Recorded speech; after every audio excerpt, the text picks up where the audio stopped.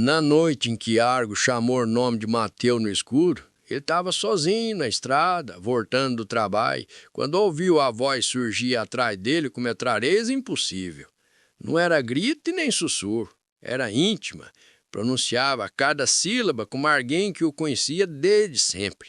Mateus parou, sentindo o corpo gelar, e virou devagar. Não havia ninguém, apenas o breu compacto do campo sem lua. Ainda assim, a voz chalou de novo, um pouco mais perto. O detalhe que fez o sangue dele gelar não foi o som, mas o tó. A voz parecia satisfeita por finalmente tê-lo encontrado. Mateus acelerou o passo, depois correu, mas o chamado não perseguiu. Ele permaneceu no mesmo ponto, repetindo o nome com paciência, como quem sabia que não precisava correr atrás. Aquela noite, o Mateus chegou em casa sem fogo e com a sensação terrível de que Argo havia prendido quem ele era. Mateus morava numa região afastada, onde a noite engole o horizonte e o silêncio parece vivo. Sempre foi conhecido como um homem reservado, alguém que evitava conversa longa e lembranças antigas. Nos dias seguintes ao primeiro chamado, tentou agir normalmente, mas Argo nele havia mudado. Passou a evitar sair à noite, inventando desculpas, chegando mais cedo em casa. Não adiantou não. A voz engordou 3 dias depois, agora vindo do mato ao lado do quintal. Chamava o nome dele com a entonação exata que seu pai usava quando Mateus era criança. O pai estava morto, havia mais de 10 anos. Mesmo assim, a voz carregava a mesma autoridade tranquila, o mesmo afeto disfarçado. Mateus ficou imóvel, sentindo o ar ao redor ficar pesado, como se o mundo estivesse sendo abafado. Quando a voz cessou, o silêncio demorou demais para voltar, como se tivesse sido segurado de propósito. Com o passar das semanas, o chamado se tornou frequente, sempre no escuro, nunca diante de testemunha, sempre quando Mateus estava sozinho. E começou a relatar os episódios a alguns vizinhos, mas ninguém levou a sério. Diziam que era estresse, solidão, cansaço acumulado. O problema é que toda vez que a voz surgia, o ambiente reagia de forma estranha. Os cachorros não latiam, os grilos silenciavam, até o vento parecia parar. Mateus descreveu a sensação como estar dentro do lugar que não deveria existir, o intervalo entre os sons. Numa noite específica, a voz chamou de dentro do galpão abandonado perto da estrada.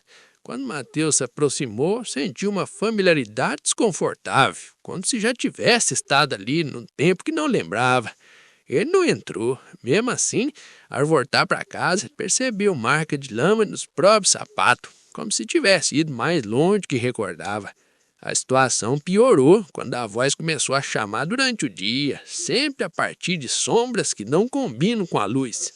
Mateus era visto parado no meio do trabalho, virando o rosto de repente como se alguém tivesse falado com ele. Quando questionado, apenas dizia que tinha se distraído. À noite passou a dormir com a televisão ligada, luz acesa, mas o chamado encontrou outro caminho. Numa madrugada, a voz surgiu dentro do quarto, não vindo de um ponto específico, mas espalhada, como se estivesse dentro da cabeça dele. Chamava o nome dele com insistência, como quem cobra algo antigo. Mateus foi encontrado no dia seguinte, sentado no chão, acordado, olhos abertos, repetindo baixinho que não queria voltar. No quarto havia pegadas de pés descalços, indo até a parede e parando ali, sem retorno. Assustado de verdade, Mateus decidiu buscar resposta. Passou a conversar com um morador antigo, pessoas que quase nunca saíam de casa. Uma senhora contou em voz baixa sobre algo que aprende gente. Segundo ela, não era espírito nem bicho. Era uma presença que se forma a partir do que alguém abandona de si mesmo. Outra história falava de uma parte que fica quando alguém foge demais do passado, das culpas ou de decisões que não quer encarar. Essas partes, diziam, se acumulam no escuro até que ganhem vontade própria. Mateus riu na frente dela, mas saiu tremendo. Nos últimos anos, ele havia evitado tudo que o lembrava de quem foi antes. A família, a antiga casa, erros que nunca reparou. O escuro, ao que parece, não estava inventando nada, estava devolvendo. Naquela noite seguinte, Mateus saiu de casa sem avisar ninguém. Foi visto andando em direção à mata sem lanterna, como se conhecesse o caminho. A voz não chamava mais, agora parecia esperar. Quem mora perto da região diz que o silêncio naquela noite foi absoluto, como se a própria natureza tivesse recuado. Mateus entrou na área mais escura do terreno, onde nem a lua alcança. Ali ele parou. Mais tarde ele contou que sentiu uma presença sem forma, algo que não é sombra nem corpo, mas ausência. A voz voltou, mas já não suave igual a ele. Falava com o mesmo ritmo, o mesmo jeito de respirar. Disse que havia deixado coisas para trás, que o escuro apenas guardou e que agora era hora de reunir tudo de novo. Quando Mateus tentou recuar, não conseguiu. As lembranças vieram com força. Decisões egoístas, promessas quebradas, versões de si mesmo que ele havia abandonado para seguir em frente. O escuro, ao que parecia, não estava inventando nada, estava devolvendo. Então, na noite seguinte, Mateus saiu de casa, sem avisar ninguém. Foi visto andando em direção à mata, sem lanterna, como se conhecesse o caminho. A voz não chamava mais, agora parecia esperar. Quem mora perto da região diz que o silêncio naquela noite foi absoluto, como se a própria natureza tivesse recuado. Mateus entrou na área mais escura do terreno, onde nem a lua alcança. Ali ele parou. Mais tarde ele contou que sentiu uma presença sem forma, algo que não era sombra, nem corpo, mas ausência. A voz voltou, mas já no suave Guaraíri, falava com o mesmo ritmo, o mesmo jeito de respirar. Diz que havia deixado coisas para trás, que o escuro apenas guardou e que agora era hora de reunir tudo de novo. Quando Mateus tentou recuar, não conseguiu. As lembranças vieram com força, decisões egoístas, promessas quebradas, versões de si mesmo que ele havia abandonado para seguir em frente. O escuro, ao que parecia, não estava inventando nada, estava devolvendo. Testemunha da vida depois que Latão teve visto duas silhuetas idênticas por um breve instante, antes de uma desaparecer.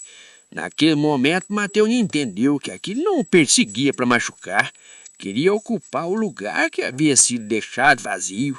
A voz chamou o nome dele pela última vez, não como um convite, mas como confirmação.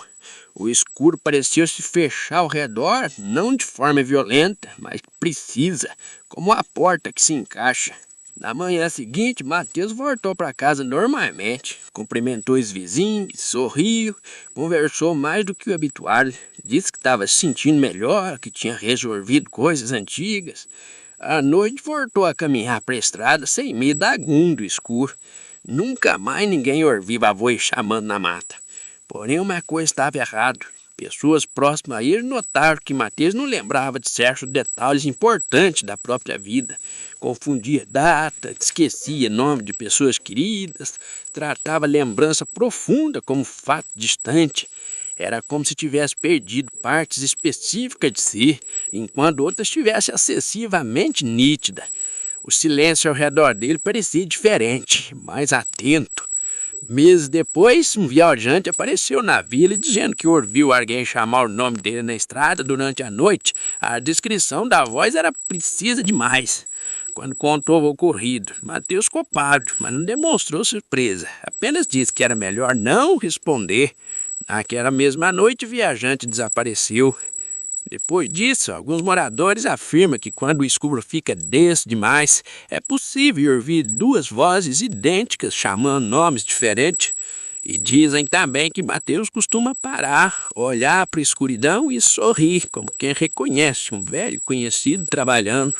Porque o desfecho real foi Mateus escapar daquilo. Foi o escuro aprender através dele como chamar os próximos.